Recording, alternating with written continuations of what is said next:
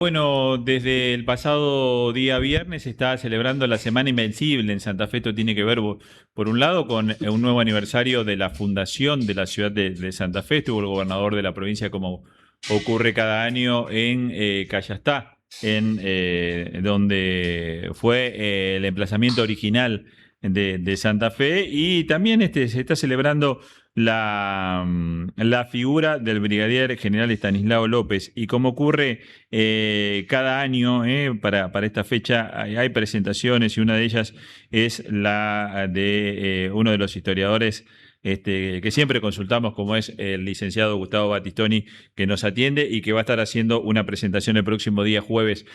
Gustavo, ¿cómo te va? El gusto de saludarte. Fabián Acosta y Natalí Bedini aquí en la mañana de la radio. Hola Fabián, Natalí, un gustazo como siempre hablar con ustedes. Bueno, y reivindicando como siempre la figura del brigadier, y mucho más en esto que se ha denominado como la Semana Invencible. Sí, bueno, yo creo que el brigadier se reivindica solo cuando uno va conociendo su historia, por supuesto, pero además yo creo que los santafesinos tenemos la obligación moral de difundir su obra, sus luchas, que han dejado un legado inmarchitable, inmarcesible, realmente impresionante y bueno, yo lo único que quiero hacer es agregar mi granito de arena desde el sur de la provincia para que los santafesinos tomemos conciencia de lo grande que hemos tenido en nuestra historia, ¿no? Cuando vos hablás, porque la charla de jueves aquí en la casa del brigadier, 6:30 de la tarde, va a estar denominada Nuestro Contemporáneo. ¿Esto marca a las claras que el brigadier López fue un adelantado a su época?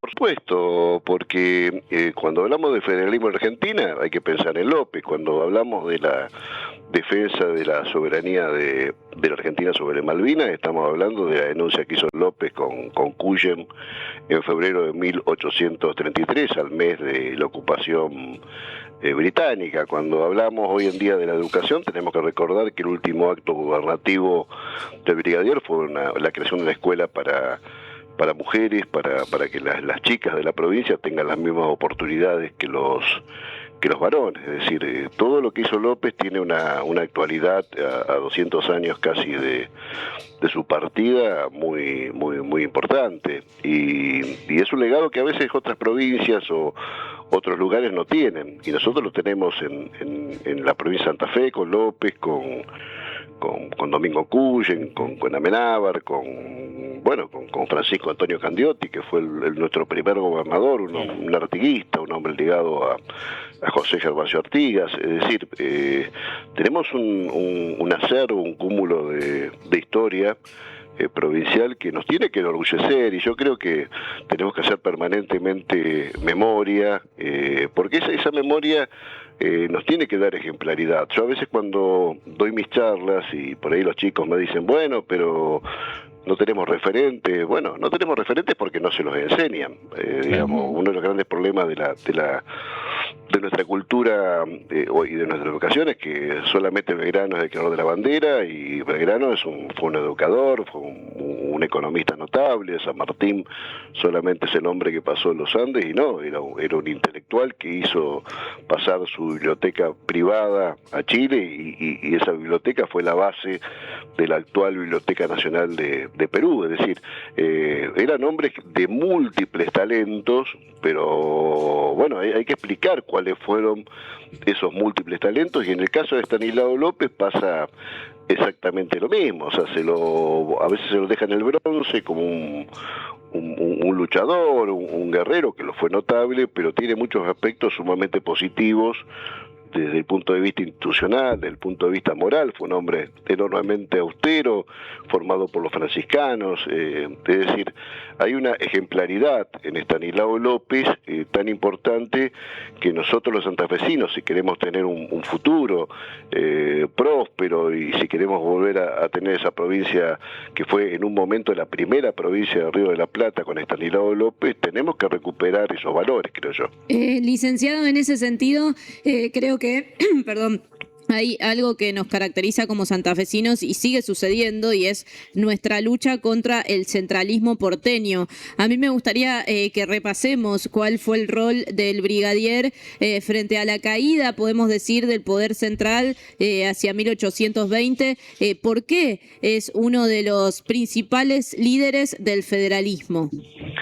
El federalismo nace básicamente por dos cuestiones. Una, la oposición al despotismo político que venía desde Buenos Aires, que quiso ocupar el lugar como capital del virreinato, quiso seguir con el mismo modus operandi que la corona española, y después la cuestión económica, que fue que nunca Buenos Aires quiso repartir hasta 1853 las rentas de la aduana y el puerto. Entonces López, Artigas anteriormente, y también Pancho Ramírez y otros hombres empezaron a luchar contra ese poder despótico en ese momento, y López es una figura esencial, ¿no? Tanto en la batalla de Cepeda como después de una batalla muy importante como fue la batalla de Gamonal. Y además López siempre intentó imponer a Buenos Aires una agenda que es la agenda del interior.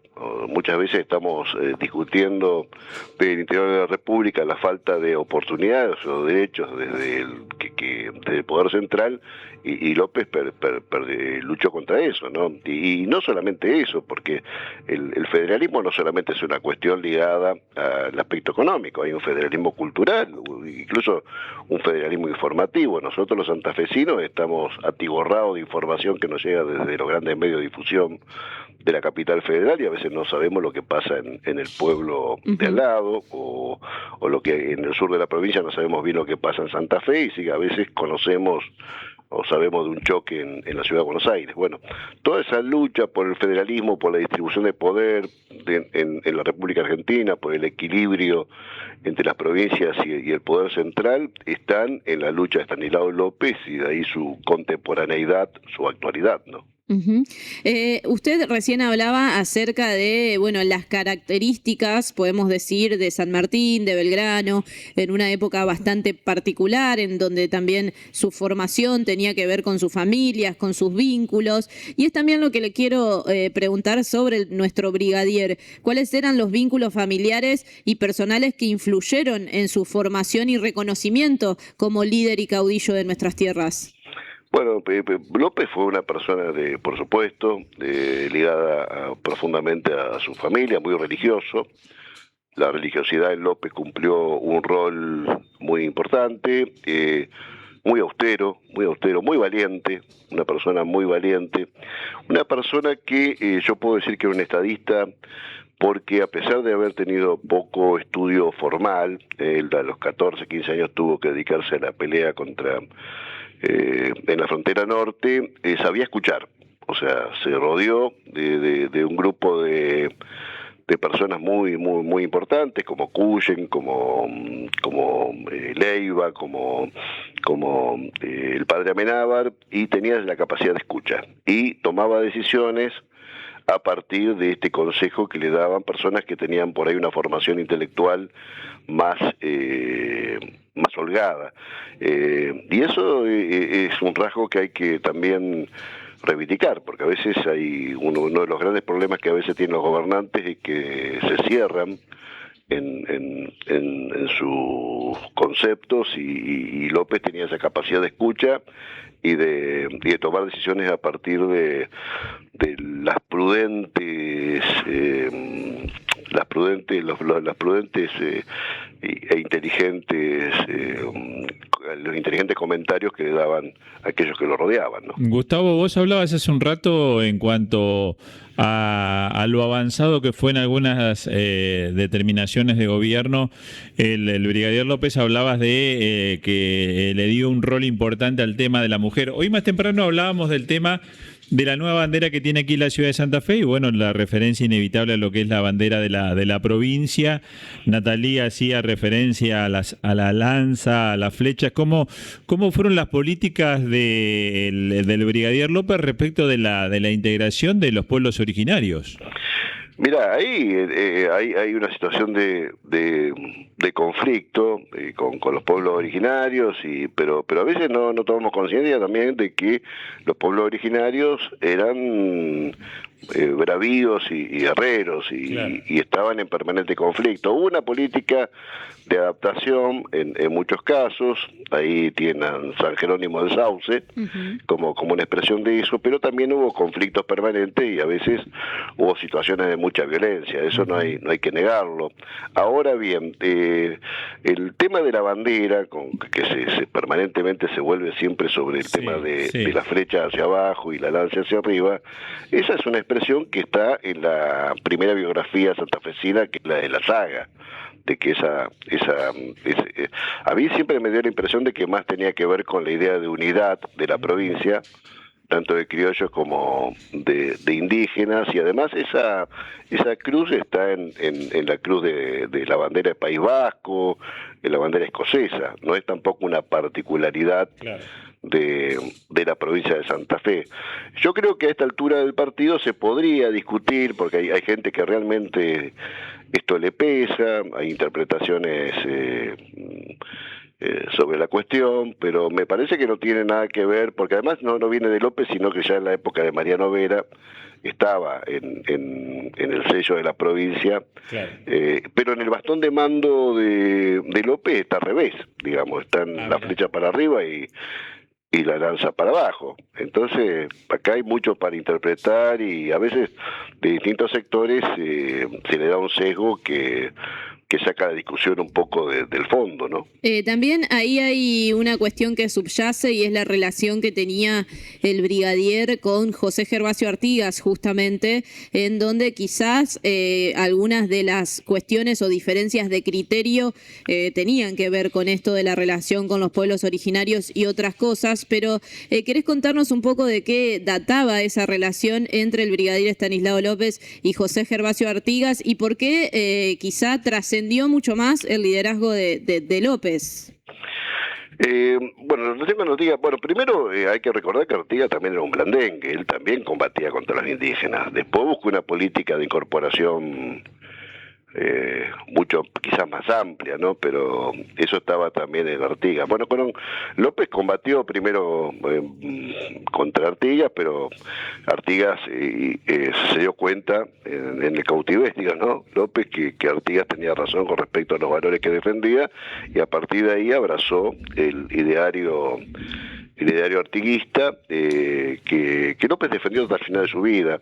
El Tratado de Pilar, que suele ser un motivo de disputa y discusión, y por eso a veces se lo acusa tanto a López como a Ramírez de traidores, yo creo que era inevitable. Era inevitable porque el poder portugués había barrido en Tacuarembó al artiguismo. Buenos Aires no tenía casi más poder, el ejército del norte ya no existía, San Martín había dicho que no volvía a pelear no volvía, seguía la gesta libertadora, entonces yo no sé con qué fuerza, Buenos Aires en ese momento estaba muy debilitada, íbamos a poder enfrentar al imperio portugués por las armas como quería Artigas. Pero después hay una carta que manda Andrés Latorre en 1823 a su mujer.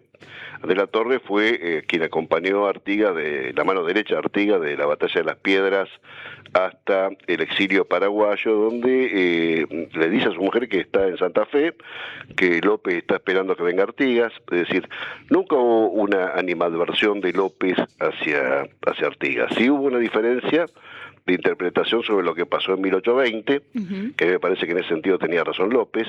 No, Artigas era una persona noble, notable, pero que a veces tenía algunas lecturas, me parece, incorrectas sobre la coyuntura, y ese es el conflicto, pero Santa Fe siguió peleando por la independencia de la banda oriental, y te doy dos ejemplos. Uno fue el acuerdo con el Cabildo de Montevideo, Santa Fe con el Cabildo de Montevideo en 1823, y después fue el apoyo que le dio Santa Fe a La Valleja, que bueno, este año se cumplieron 200 años de la liberación del yugo yugo brasilero del Uruguay, y en Santa Fe se crearon los dragones orientales a costo del presupuesto de la provincia de Santa Fe. Es decir, Santa Fe siempre siguió peleando por lo que yo llamo la pérdida para los santafesinos. La banda oriental es nuestra hermanita, parafraseando a Atahualpa Yupanqui, es nuestra hermanita perdida,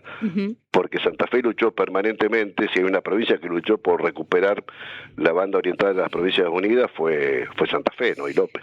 Gustavo, y en ese sentido a mí me gustaría que podamos contar un poco el legado en cuanto a los acuerdos, en cuanto a las leyes que propició, firmó y de alguna manera dejó una marca importante el brigadier Estanislao López en el concierto de la historia argentina.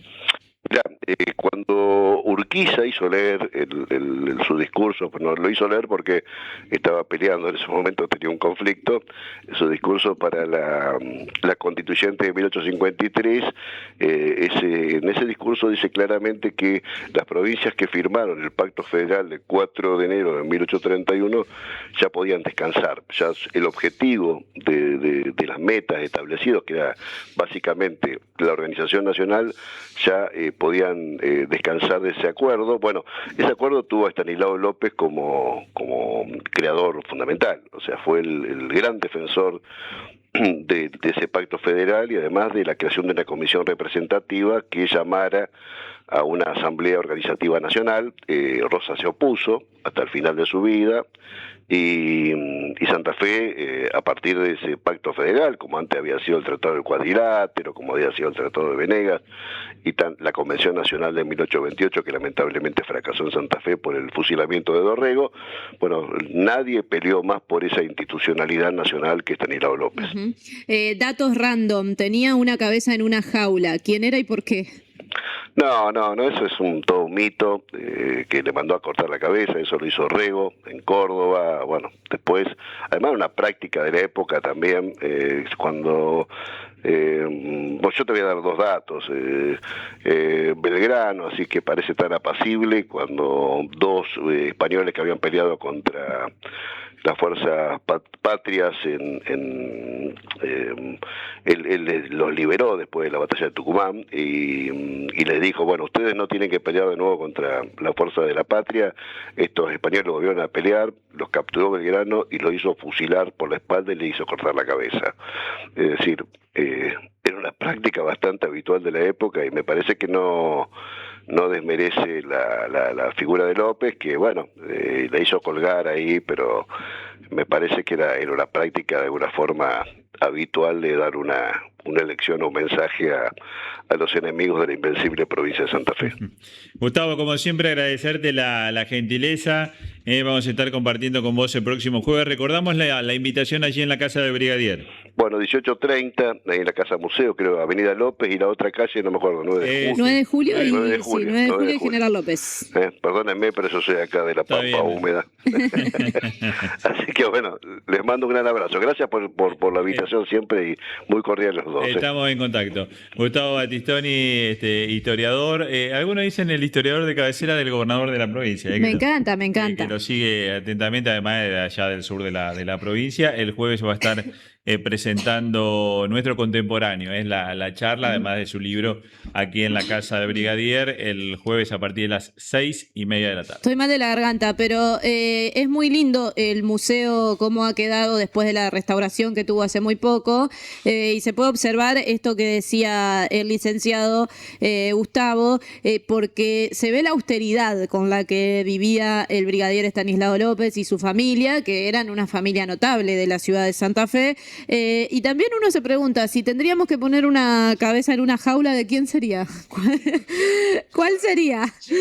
Fabián, ¿qué cabeza pondrías en una jaula? Yo tengo la respuesta. ¿Qué tal? Perdón que me meta. ¿Cómo le va, Julio? Julio Bárbaro, peronista de Perón, gerontólogo del peronismo, influencer. A mí se me ocurren varias cabezas. Streaming de Perón. Y no son